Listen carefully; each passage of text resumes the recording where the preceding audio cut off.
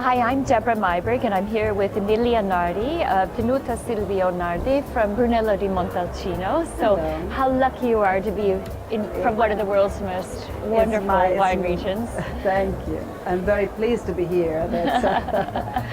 And you've been very involved in the family business and running this winery. But you, if I understand, you're one of 8 children? One of the 8 children, yes. So I'm the baby. So how do you decide who does what with the winery? It wasn't my decision, it was my father's decision. You know, it was a very strong businessman, yes.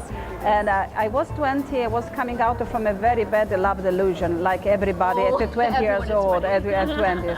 So he sent me to the countryside, and I found that the wine business was my love, my second love.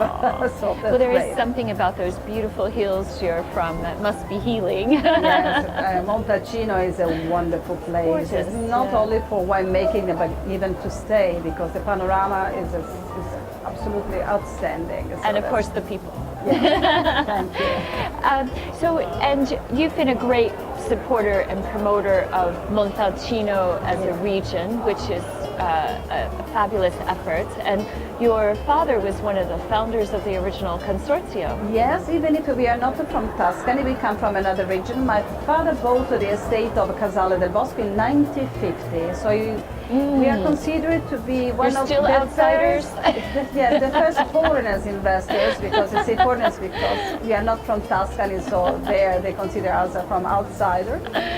And in 1967, they have a creative group, and they were 17 producers, and my father was one of them.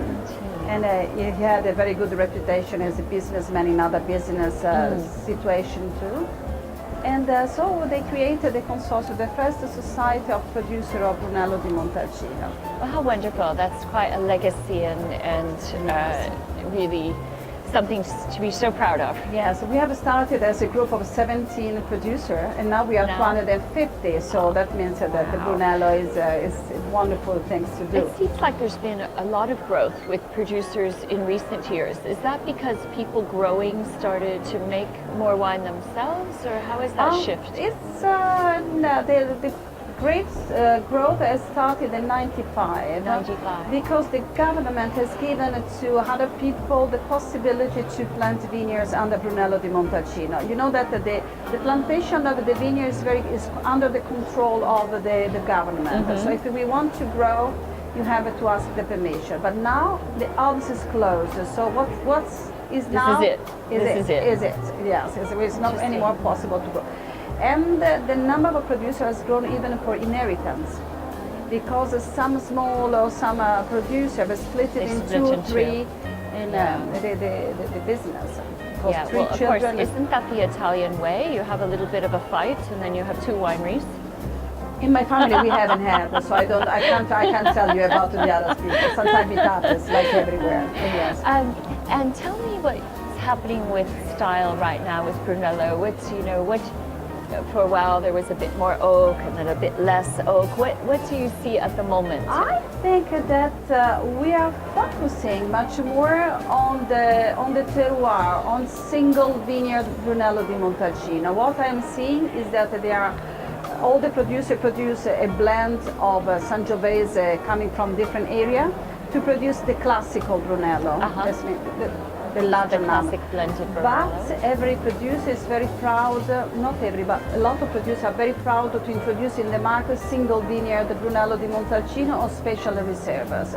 So there are these 2 levels of Brunello. The classical, produced every year, plus something to show how good we are, how great we are to produce wonderful wines for long aging. Well, how exciting is that? And so for you, what sites are you selecting? We have 2 estates, one in the west and the other one in the east side. We produce the Manacchiara from the east. Manacchiara means bright morning. It's easy to understand that Manacchiara. it faces the sunrise. Yeah. And we produce on the northwest the Poggio Doria, single vineyard. And 2 small pieces of land. Poggio Doria, that means Doria. golden top of a hill, because Doria. Okay. become gold in the sunset. So we So have Brunello sloping hill from the of gold. sunrise and the Brunello from the sunset. But that sums up the whole Tuscan region, doesn't it? That wonderful light. It's wonderful, but really what makes Montalcino magic is that it's a mosaic of different terroirs. So really each vineyard expressed in a different way. Imagine that we have 36 vineyards located in the east and northwest, 25 different kinds of soil. Wow. And that makes Montalcino exceptional. And we have to vinify each vineyard separately, and only after we started to blend. After the vinification, we start to blend. And if you taste after the vinification, 25 different vineyards made with the same grape variety, the Sangiovese. How fascinating. Yes. And somebody at the winery must have an excellent palate. Yes, that is one of my nephews that he has grown up in the vineyard, so you know very well the characters of each vineyard all along the years. And a question for you. You're here at Vinexpo Hong Kong. Yes. How is the market responding to Brunello? Is there more recognition than in the past? And Much more. Much more. We are very happy. The market is growing fast, even if the numbers are not so big. We are used to some other markets that we sell much more, Yes. but they have more think, they have more knowledgement about the Brunello di Montalcino. But slowly, these markets are becoming very, very important, especially in the top of the line with the two selection, with the Manacchiale and Poggio Doria. We see very good response from the I think you will, market. because our part of the world, we love collecting treasures, and Yes, so that's true. I think Brunello has such a high reputation, so people will be looking for the collectibles. Yeah. And at the show, have you met some interesting people at Vinexpo?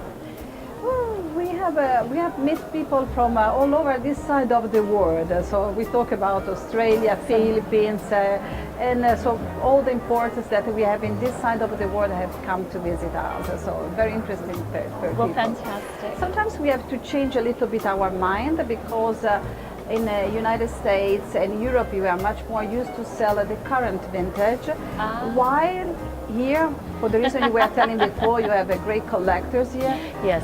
We have to sell Back a little vintage. back vintage, yes, a little bit older. It's also the palate here. We're very used to softer palates, yes, with the older vintages. I can imagine with the Well, I tannins of a Brunello, you need to have 5 Yeah. years in the bottles before Exactly. to introduce So I it. hope you'll save a few old vintages for Hong Kong, please. Yes, yes, that's true. Thank you so much. It was you, really Debra. lovely to meet you. It's been my Emilia. great pleasure. Thank Thank you. you.